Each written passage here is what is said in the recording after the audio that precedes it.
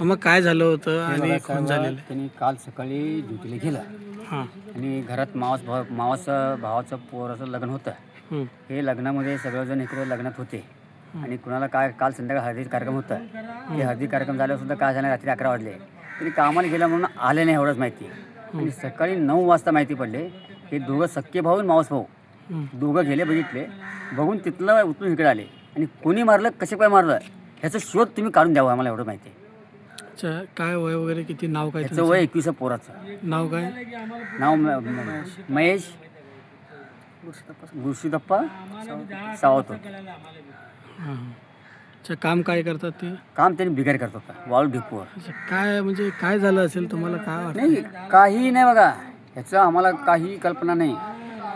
एवढं ते बिगार काम करतं, घरी जातं संध्याकाळी, टायमिंग नाही त्याला. आणि त्यांनी जे समोरच्यांचं कुठं काय जाताना गाठ पडलं, कधी काय झालं काय, ह्याच्या अगोदर सुद्धा त्याचं काय संपर्क झालं, वाद ते बी माहिती नाही. आणि त्या अगोदर झालं नाही झालं हे सुद्धा शोध निघाला पाहिजे. अच्छा, आता तुमची मागणी काय असणार आहे प्रशासनाकडे, पोलिसांकडे काय नाही, मागणी? ह्याचं जे आहे ह्याचं सिद्ध करून दाखवायला पाहिजे. कशा पाय मारलं, काय आहे, आणि हे मारणार कोण आहे, कशासाठी मारलं. अच्छा. आणि हे रोज उठून असं करत बसेल. मी ह्यांचा तो सबक शिकायला पाहिजे. आणि ह्यांचे कुठं आहे पाहुणे रावले ह्याचे जे मारले ना, आता जेवण जाऊन बसलं त्यांनी, त्यांचं चुलतं म्हणा, भाऊ म्हणा, आई म्हणा, वडील आहे, त्यांना तो समोर आणायला पाहिजे आपल्यासमोर. आणि त्यांचं बॅकग्राऊंड काय आहे आपल्याला बघायला येतं. पोलिसांनी काय कल्पना दिली का काय? पोलिसांना काय म्हणले, त्याचं बेवारशी आहे, त्याचं मागं पुढं कोण नाही म्हणलं त्याचा. आणि मध्ये एक मर्डर करून त्यांनी जेल भोगून आले म्हण, हे दुसरा मर्डर आहे त्याचा. आता कोण आहे मारणारं, कोण आहे? आता त्याचं नाव सुद्धा माहिती नाही आणि आम्ही समोर चेहरा सुद्धा बघितला सुद्धा.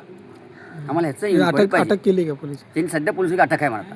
मी आता श्रीराम साहेबाला फोन आला त्यामुळे पोलिस केला, सांगितलं ते कोण आहे, त्याचं नाव सुद्धा सांगतो म्हणले. आणि त्यांचं काय आहे पुढचं ते आम्हाला माहिती पडलं पाहिजे.